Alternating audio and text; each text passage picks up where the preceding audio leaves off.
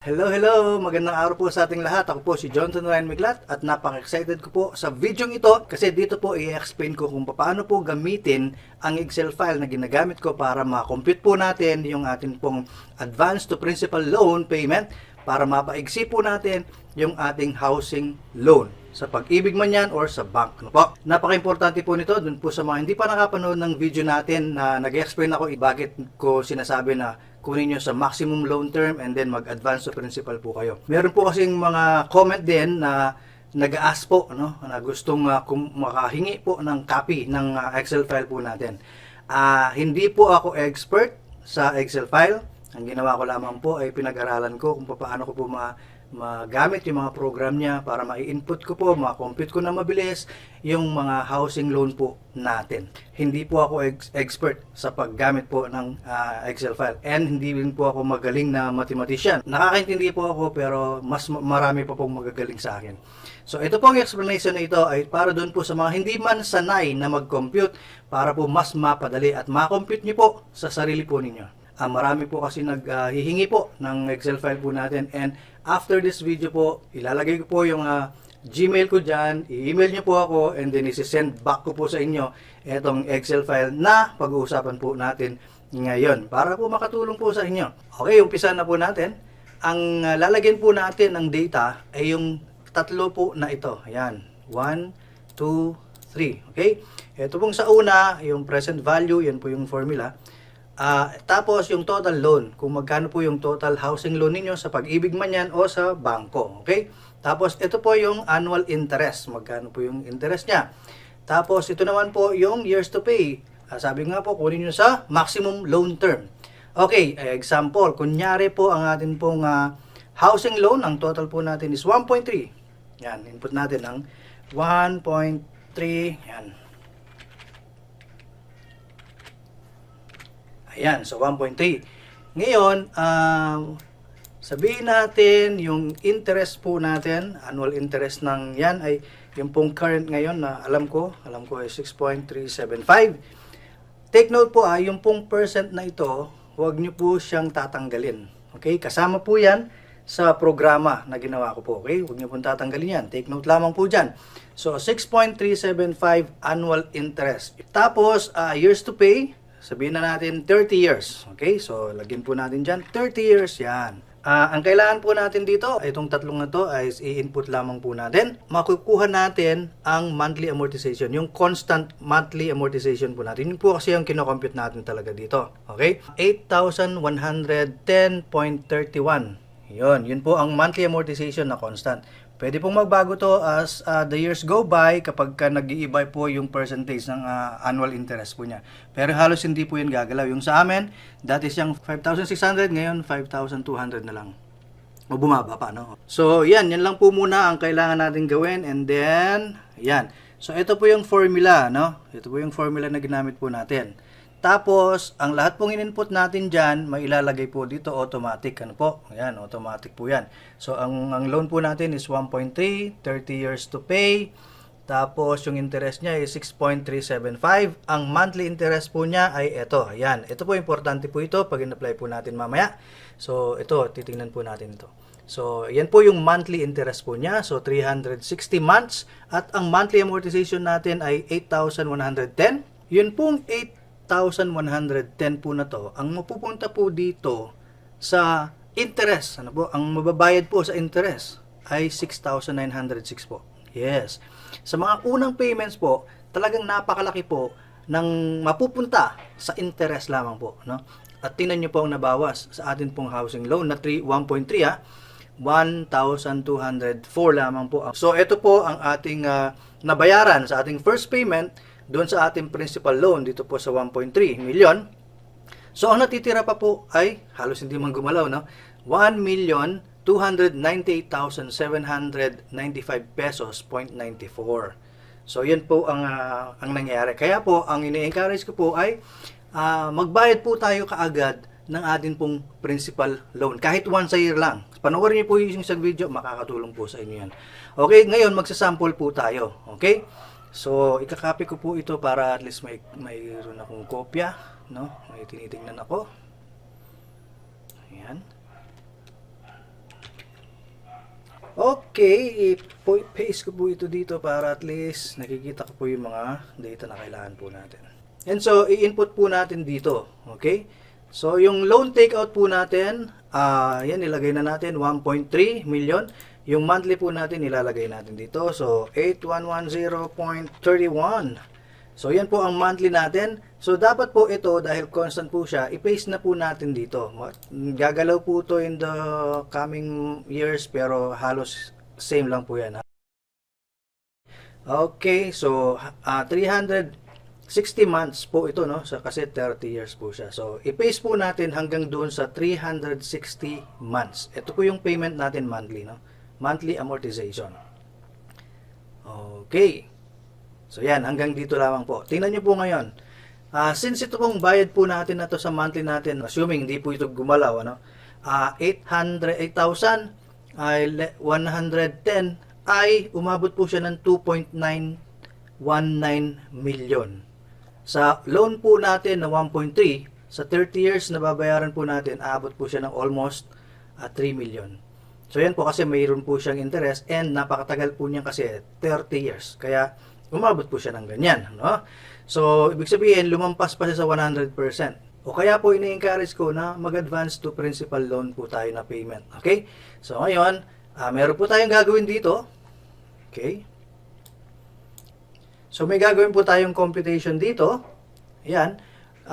Mula dito sa 8,110, meron po tayong binayad na interest dito.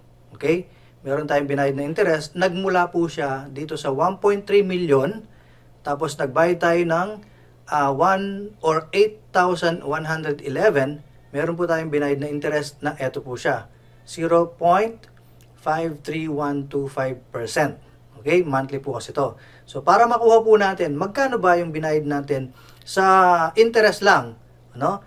So, i-click po natin ito, yung cell na to. I-click po natin yan. Ayan, para makompute po natin. And then, equals. Okay? Equals. And then, i-click po natin ito, yung H3. Ayan. Click po natin yan kasi dito po nanggaling yung 8,000 na yon. Yan, i-click po natin yan. And then, yan, mag-highlight siyang ganyan. And then, i-multiply natin yan. No? Multiply. Ang multiplication sa computer, asterisk. Okay? So, i-multiply po natin yan doon sa percentage. Ayan po, sinulat ko po doon. No? Papalitan nyo po to kasi dito po tayo susunod. Okay? Take note po, isusulat nyo po lahat yan mula sa 0 point something. Ayan. 0 point. Yan, huwag nyo pong kakalimutan yan. No? 0.53125. Okay? And huwag nyo rin kakalimutan. Take note, huwag nyo kakalimutan yung percentage. Percent. Okay? Symbol. Yan, kasi mag-iiba po yan, kasama po yung percent na yan. Okay? So, pag enter nyo natin, pag enter po natin, magko-compute po yan. Ayan. So, kamukha po niya dito. Okay? Dito sa 6,906.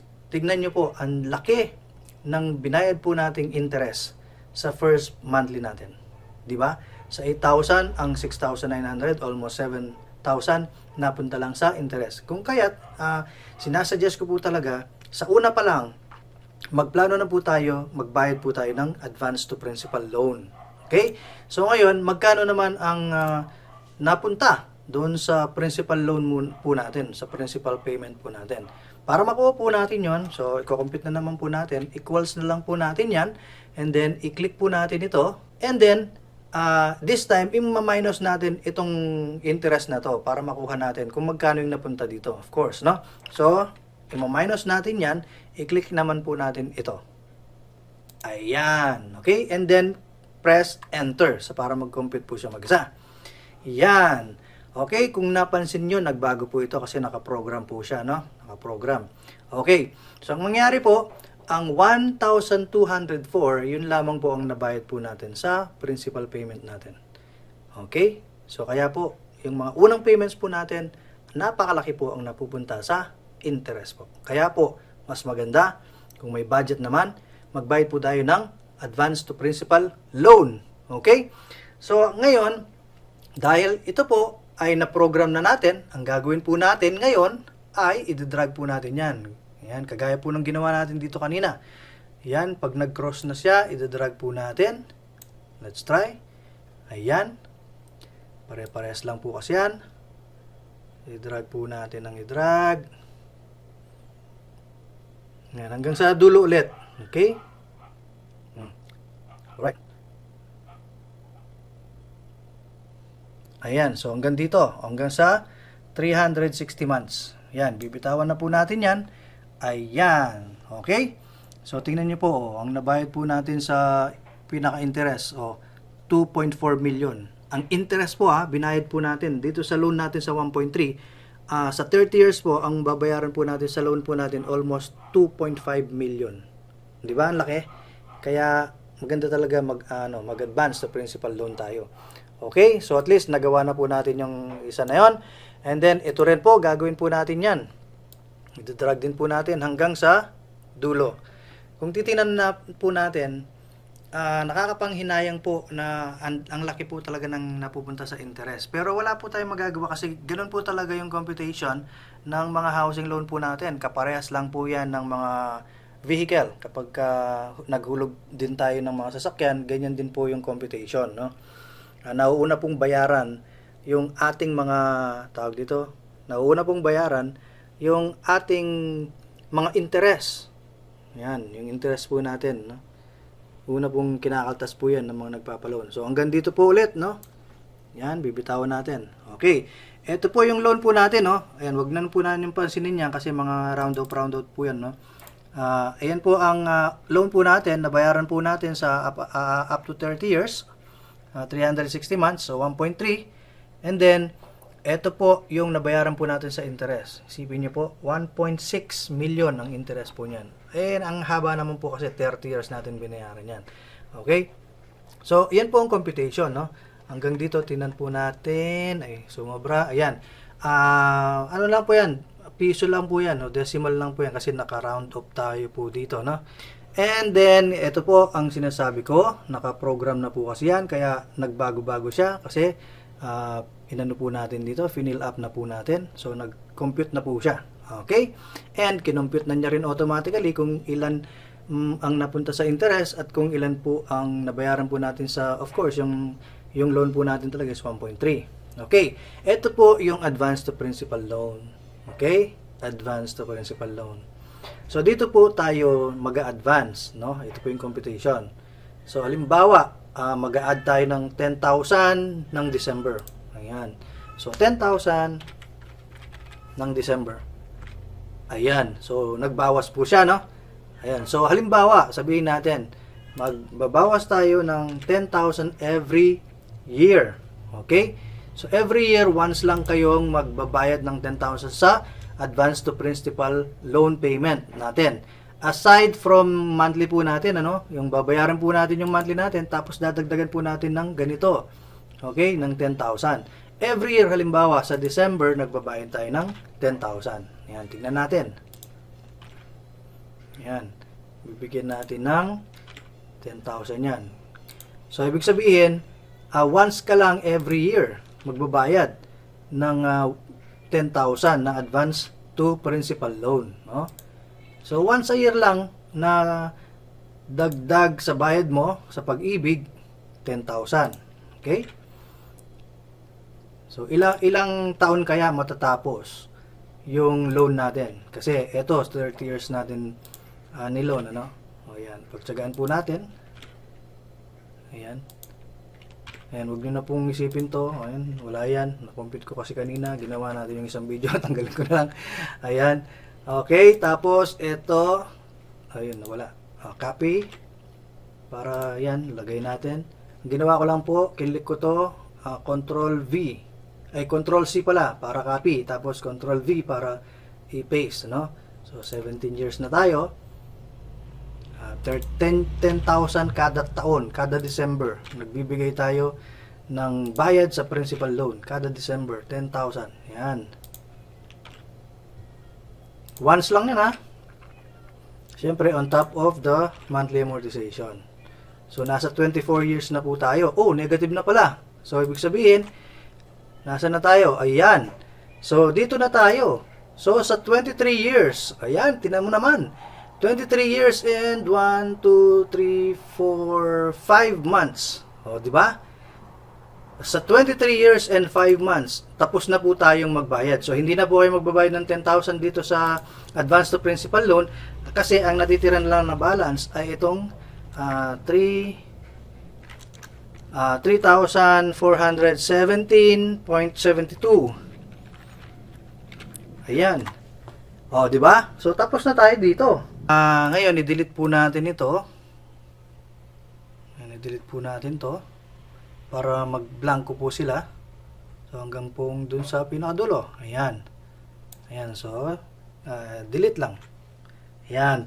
Para mag-0-0 lahat to at makita po natin kung magkano ngayon ang ibabayad natin. O, tingnan mo. So, kanina 2.6, no?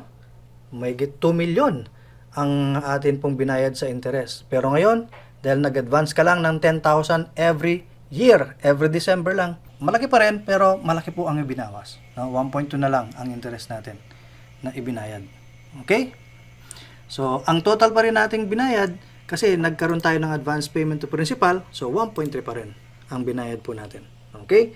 So, eto po, ang interest po dito ay 1.2 na lang kaysa sa 2.6 yata yung kanina, no? Ang laki masyado. So yan, tapos na po tayo. Maraming salamat po sa inyo pong panonood. Sana makatulong po itong Excel file sa inyo para makompute nyo po ng sarili ninyo ang kung magkano ang gusto nyong ibayad sa kada isang taon sa advance to principal loan ninyo. Kung halimbawa gusto nyong tapusin ng 20 years, 15 years, magkano kaya ang idadagdag ko per year, no? Maglagay lang po kayo ng amount dyan, i-try nyo lamang po. Okay? So, sana mag-subscribe po kayo sa atin pong channel and i-message nyo po ako sa email para i-send back po sa inyo to.